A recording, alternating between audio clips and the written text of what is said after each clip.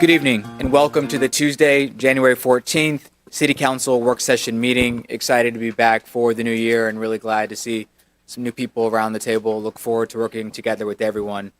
I think first up, we're going to have the origin and destination study results. At this time, I'll turn it over to the City Manager, Mr. Archer. Thank you.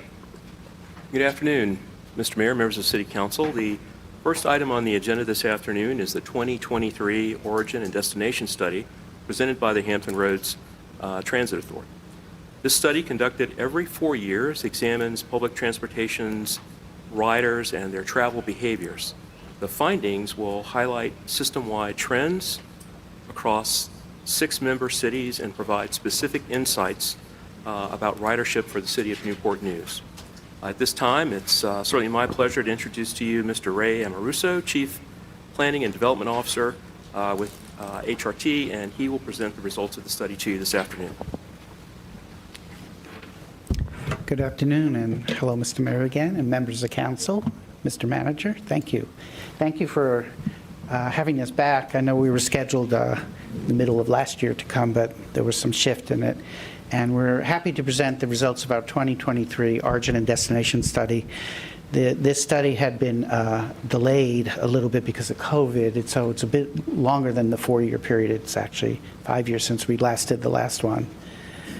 The purpose of an origin and destination survey is, I can't make it any simpler than this. We do this, it's a requirement of the Federal Transit Administration, but we compile statistically accurate information about our transit customers. Basically, who are they, where are they going, and why are they making a trip on transit? It also helps us, from a technical standpoint, to be compliant with the Civil Rights Act in terms of Title VI analysis, which the Federal Transit Administration requires. So the most basic thing you can ask in any questionnaire about origins and destination is, how do our riders use this HRT system? And it starts with, we have a portfolio of modes that we offer, everything from ferry between Norfolk and Portsmouth, light rail in Norfolk, 69 different routes, bus routes that run throughout the 6 cities, a specialized service out on the oceanfront for the Wave, which is seasonally operated. Basically, on an average weekday, our ridership by mode at any one time, 77% of anybody who uses public transportation is on a local bus. It's kind of funny, I say this often, that light rail always seems to get the news, but in reality, it's about 10% of our ridership. Bus is the workhorse of this agency, never forget that. We never forget that. Back in 2016, which is the last time we did this, it was even higher. It was 82% of all riders in the system were using some form of bus transportation. So the most common question we ask all the time is, where are you going? And lo and behold, no surprise, I'm sure, to many people, I'm journeying from my home to work or from my work site back to home. Nearly 2/3 of every trip made on public transportation is doing exactly that, 64%. But equally important, and this demographic has jumped up since 2016, 36% are what we call other. And that could be for shopping or recreation or medical appointments, personal businesses, anything you can imagine. Going to the airport's even on there, even though we don't have any airport service. So in terms of access by mode, it's important to understand how people get to a bus stop, how people get to a train station. Believe it or not, 93% in Newport News and system-wide 91%, they walk to the nearest transit stop. This is really important to understand. We have over 2,800 bus stops in our system throughout the 6 cities. Right now, 561 of them have some type of passenger amenity.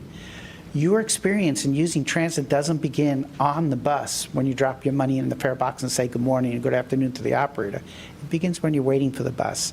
How are we treating our customers at the bus stop? Can they sit down? Are they weather protected? Is there accommodations for someone in a wheelchair? Can you put your trash in a receptacle? So think about that. Nearly 100%, 93% are walking to that bus stop. And then you can see how small the other ones are. They're either being dropped off or taking Uber or Lyft, or using a micromobility. But by and large, they're walking to the bus stop. So accessibility of your sidewalks at that transit stop, or is it grass, curb and gutter, or a ditch, or do you have sidewalk, is very important as well. So who are our riders? And no, I'm not talking about Mrs. Jane Doe or Mr. John Smith, but literally, what is their component? We'll start with age. So the colors here, the next series of slides, blue is always going to be system-wide, the 6 cities, green is Newport News. And in this case, what I'd like to share, what I call a pandemic effect. Back in 2016, the last time we did O&D, we had a younger ridership group. More than half of our ridership, 56% system-wide, were in that cohort of 18 to 34. The pandemic had an interesting effect. Guess who's staying home working more frequently at home? Are they the boomers and the Xers, or are they Gen Z and millennials? Gen Zs and millennials are more comfortable working at least part of the week at home, and you can see what happened.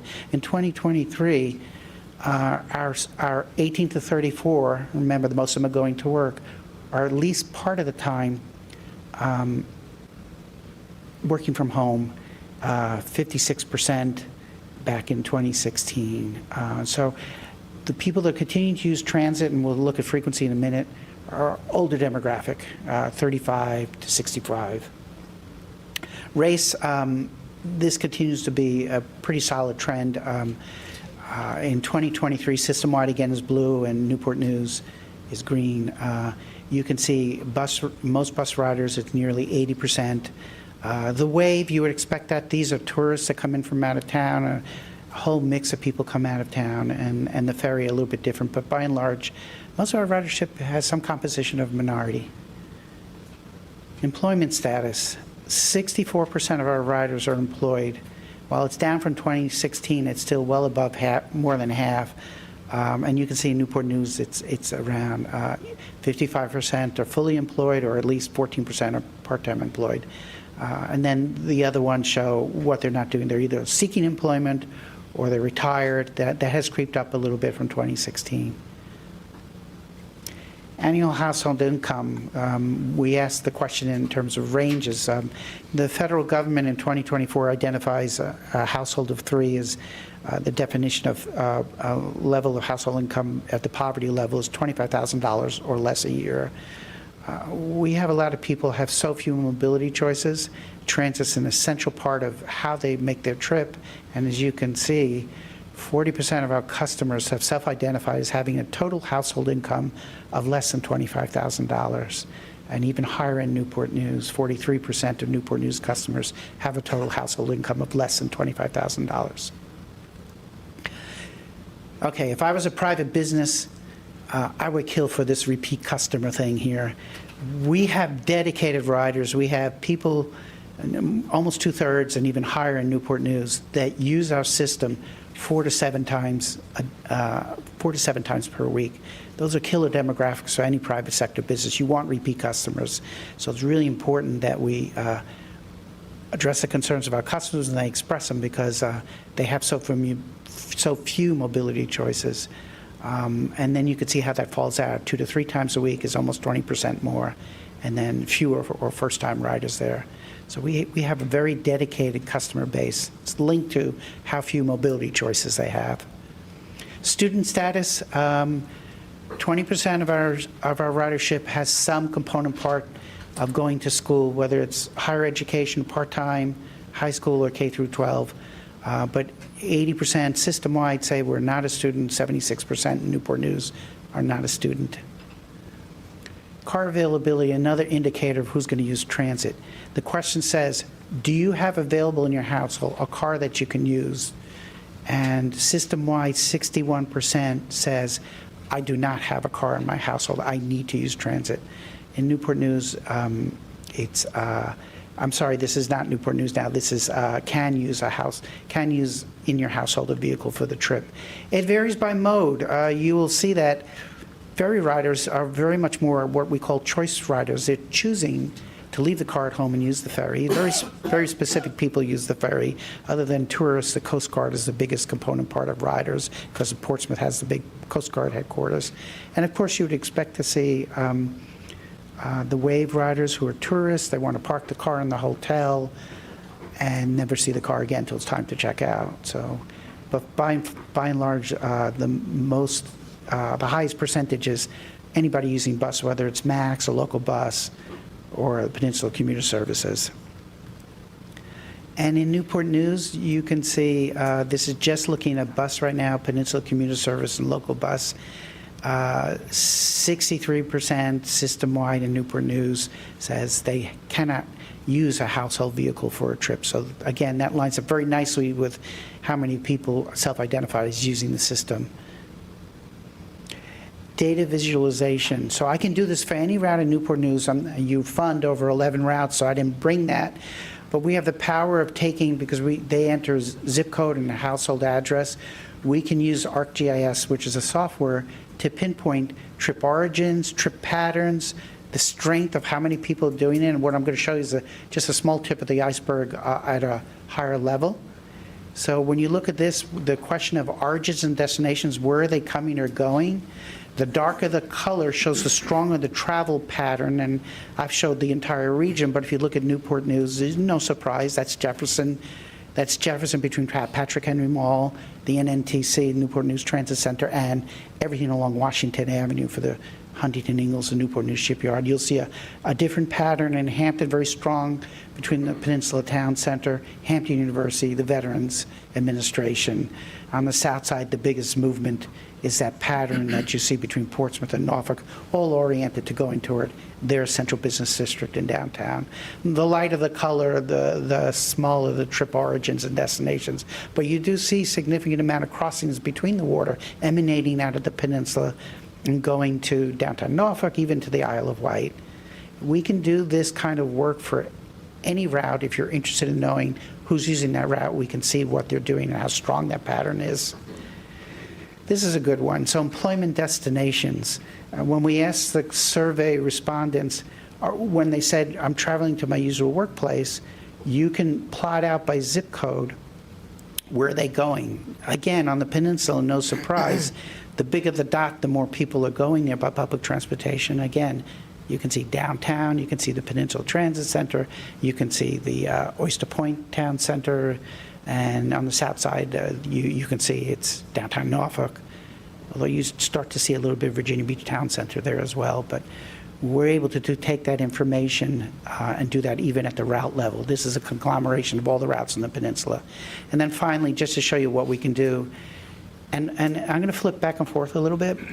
Look at the concentration of trips to the employment sites on when you ask them, are you going to your workplace? Look how it changes when it's recreational, non-employment, meaning shopping, medical, social, recreating, cultural facilities, much more spread out, not as concentrated. So that's why an integrated network of 69 bus routes is so important, because we're addressing the needs. Think about those 73% in Newport News said, I have no other choice but to use transit. We're addressing needs even for non-work destinations, that we're getting them to where they have to go.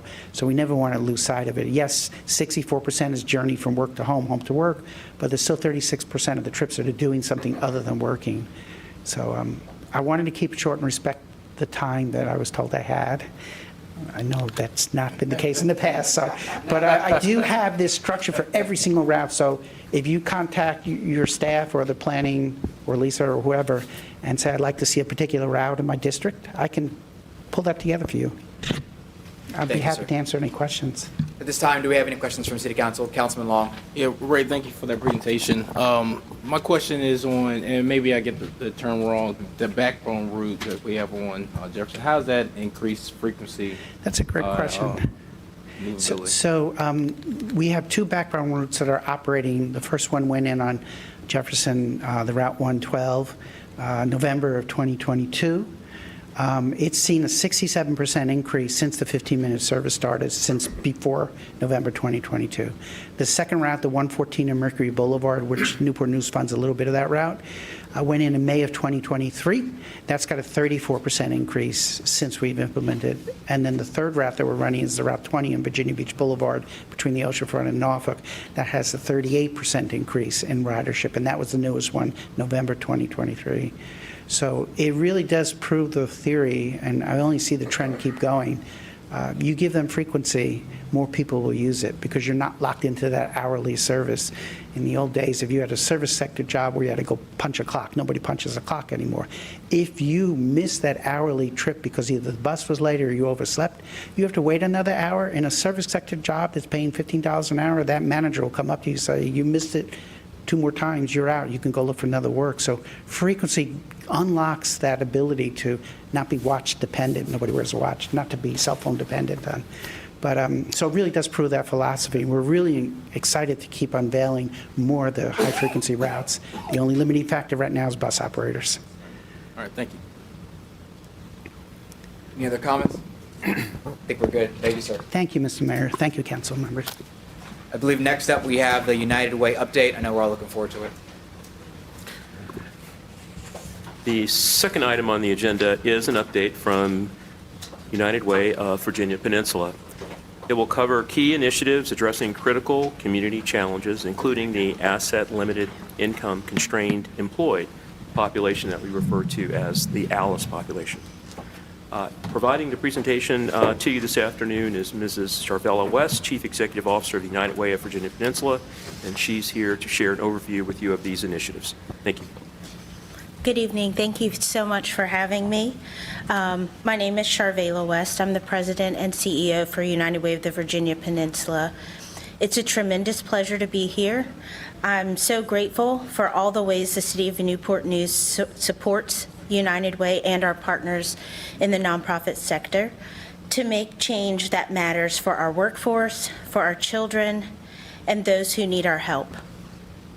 It takes the collective to change the lives of our neighbors in need and to improve the trajectories of future generations. United Way of the Virginia Peninsula is proud to be the convener, the backbone that brings government, corporate, nonprofit, and individual resources together for the common good. In the last 8 years, we have grown our impact and have risen quickly and effectively to answer the call from our community to keep families housed, keep individuals working, and to help give our children the best chance at success now and in the future.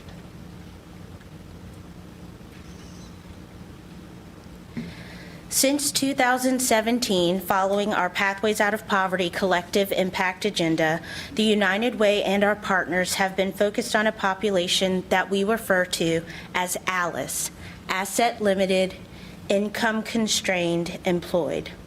Those who are working, sometimes multiple jobs, but still living paycheck to paycheck. ALICE households often earn too much for government-funded programs, but not enough to save or own a home or recover from the unexpected, like a missed shift due to snow or illness. ALICE cares for and teaches our children. ALICE drives the buses that get us where we need to go. ALICE takes care of the sick and elderly. ALICE ensures that our local economy flourishes, and ALICE also needs our support.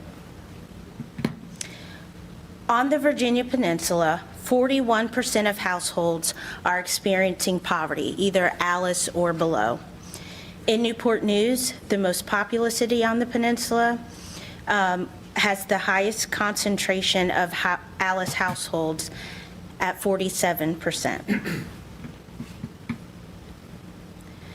Modeled after the success that we've seen in the greater Williamsburg area over the last 2 to 3 decades, and with ALICE as our priority, in 2021, United Way launched the Community Assistance Network, a centralized advocacy and referral service that mobilizes the power of approximately 150 partners, faith groups, charitable organizations, human services agencies, and others to provide outcome-based referrals for anyone on the Virginia Peninsula facing a need. The Community Assistance Network, as we refer to as CAN, provides one phone number for our entire region to access basic needs, financial assistance, and stabilization supports. From CAN's inception through June of last year, nearly 10,000 people have received assistance to keep a roof over their heads, to have childcare or transportation so they can keep showing up to work, and to help fill the gaps when their paychecks don't stretch quite far enough. Through the Community Support Agency grants, the Newport News City Employee Campaign, and other ways the City of Newport News has provided so much support to the United Way and our work to connect people to services. We received our first ever Community Support Agency grant this past year, and that helps ensure that we sustain our efforts for the residents of Newport News. We thank you for your trust to steward these resources to help make a difference in our community. From July through December of last year, the Community Assistance Network has served 795 households in Newport News, helping 1,067 people keep a roof over their heads, to stay employed, and to increase their income. With the Community Assistance Network as its foundation, we've spent the last 4 years working to systematically and efficiently reduce evictions in our community. In 2020, we launched the Peninsula's first ever eviction reduction pilot, funded primarily by the state through the Department of Housing and Community Development.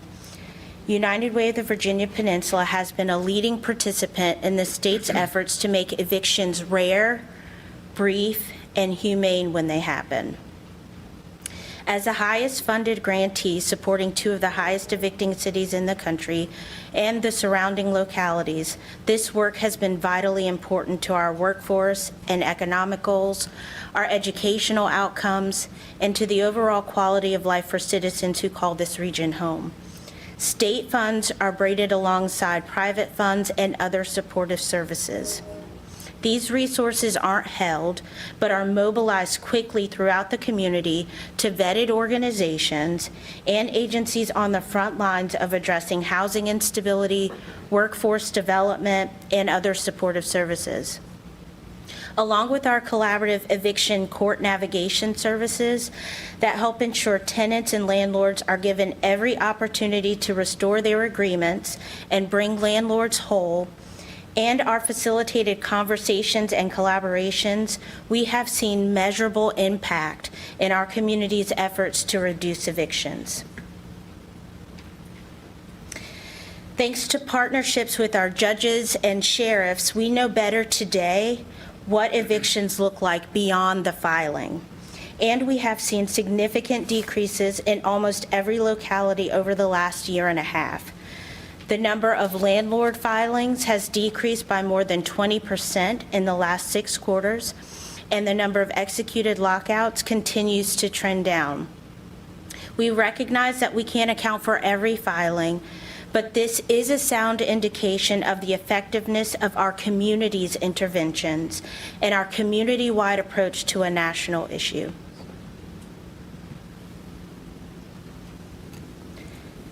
In Newport News specifically, we've seen a significant reduction and an improvement in housing stability. With partners at 4 Oaks and in social services, along with other nonprofits and faith communities, together we have seen a 54% decrease in executed lockouts from Q1 in 2023 to Q2 in 2024. Together, the Community Assistance Network has mobilized over $192,000 in the last 6 months in resources mobilized to keep people housed.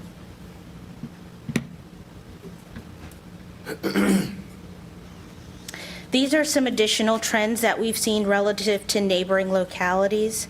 While each city and county has a unique demographic, we are an interjurisdictional community, and what happens in one city or county does have an impact in another locality. We can also take what's working well in one area and apply it to another for greater success and better outcomes. While there's still more work to do, we're keeping our ears to the ground and engaging our community to anticipate the trends and emerging needs in our community.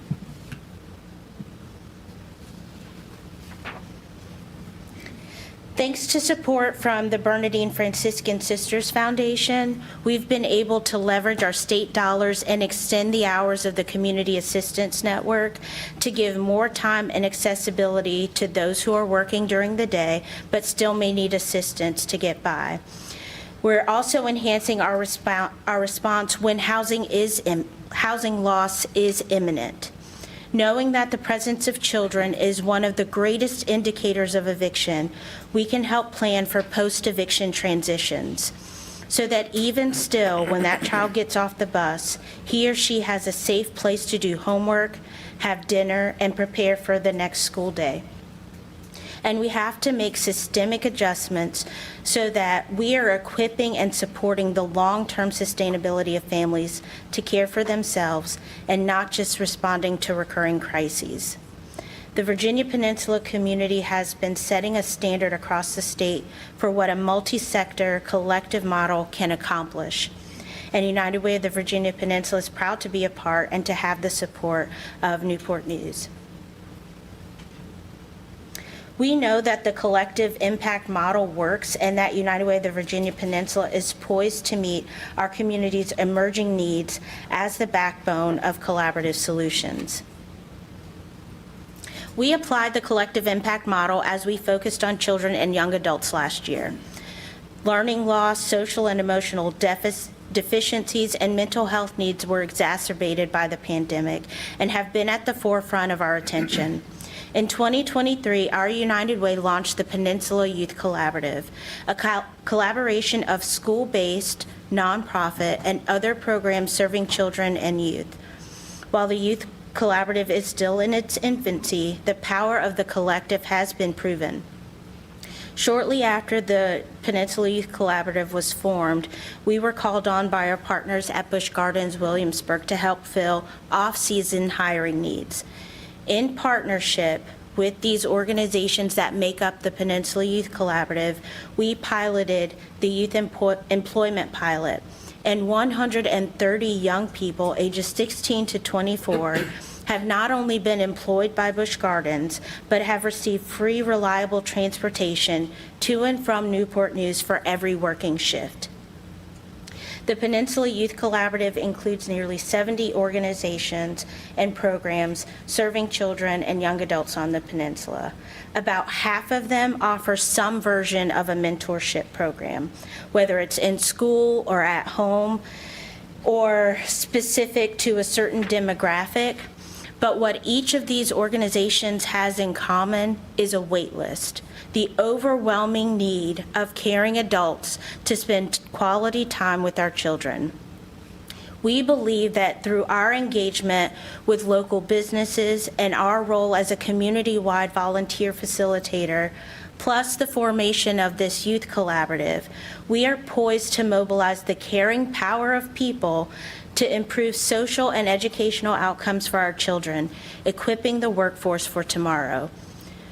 For more than 80 years, United Way has served the Virginia Peninsula, mobilizing support from our business community, advocating for the less fortunate, and providing funding and expanding the capacity of the nonprofit sector to meet the complex and challenging needs of those experiencing poverty. This applies also in times of disaster and emergency. Please know that we stand ready to help share the message of safety, to mobilize critical resources, and to move our community to action when it's needed. We might look a little different today than we did when we first started 80-some years ago as a community chest, and our focus was helping the jobless, but our purpose and our vision remain: to be the connector between what our community needs and what our community can give. We envision a Virginia Peninsula in which every person can care for themselves and their families, and maybe even help their neighbor. When we can do that together, our ability to give help and hope becomes infinite. Thank you very much for this time to share with you all today.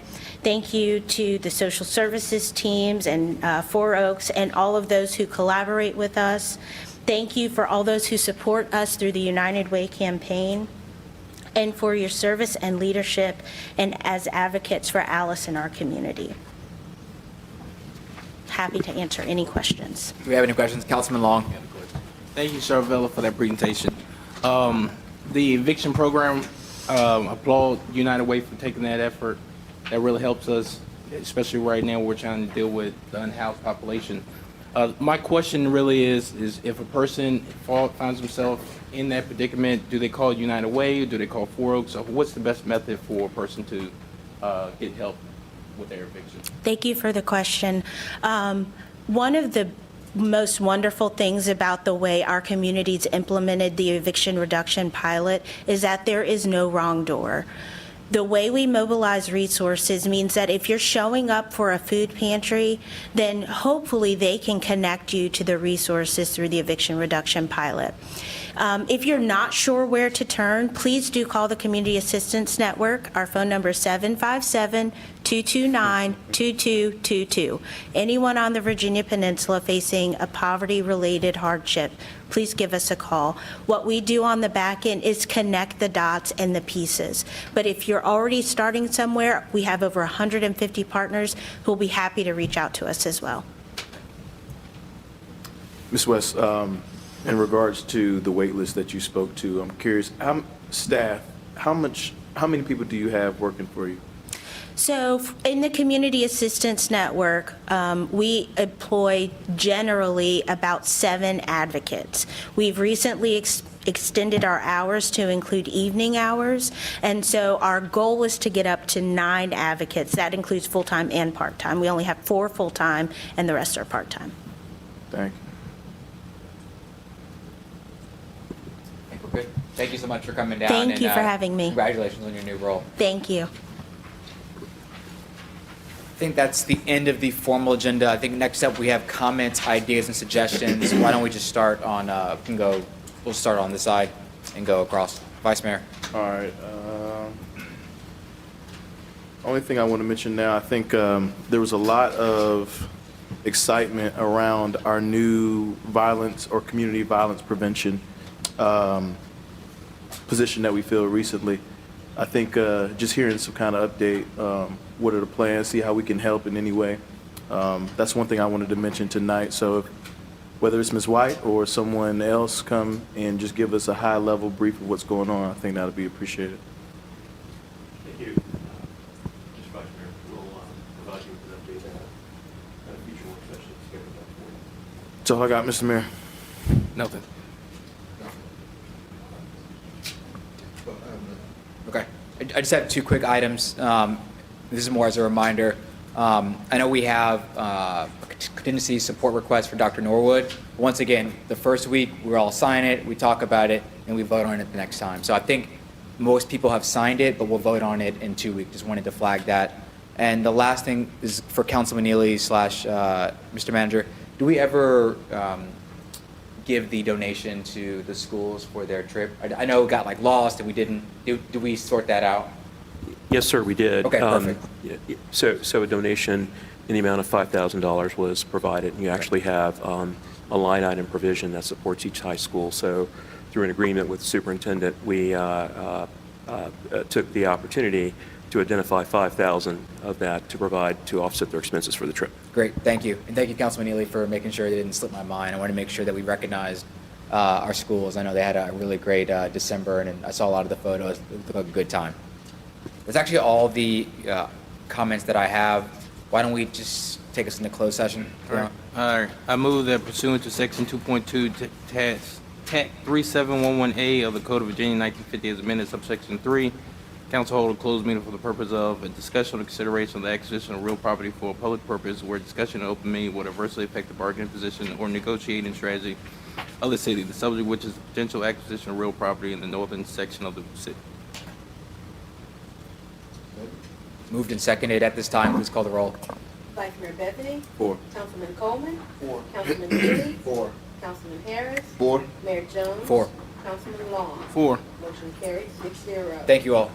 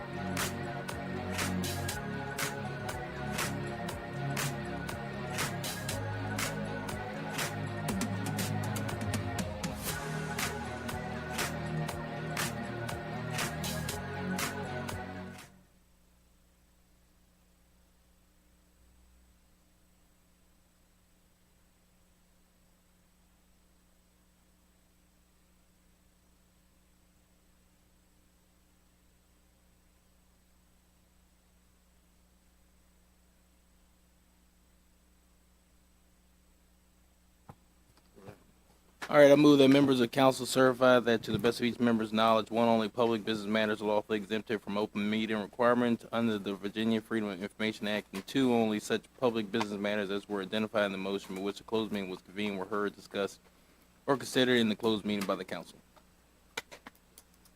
I have a motion. Can someone second? Are moved and seconded at this time. Please call the roll. Vice Mayor Bethany. 4. Councilman Coleman. 4. Councilman Ely. 4. Councilman Harris. 4. Mayor Jones. 4. Councilman Long. 4. Motion carried 6-0. Thank you. Before we adjourn, we have one more item of new business. During the city council retreat, we talked about the council committees, the liaisons, as well as the regional boards. That's going to require a vote. So I move that we accept as presented all of those billets presented at the council retreat. Second. Moved and seconded. Call the roll, please. Vice Mayor Bethany. 4. Councilman Coleman. 4. Councilman Ely. 4. Councilman Harris. 4. Mayor Jones. 4. Councilman Long. 4. Motion carried 6-0. And I'll make sure that we'll make sure comms puts out the committees, the liaisons, all in Newport News Now tomorrow. And with that, we stand adjourned. Thank you.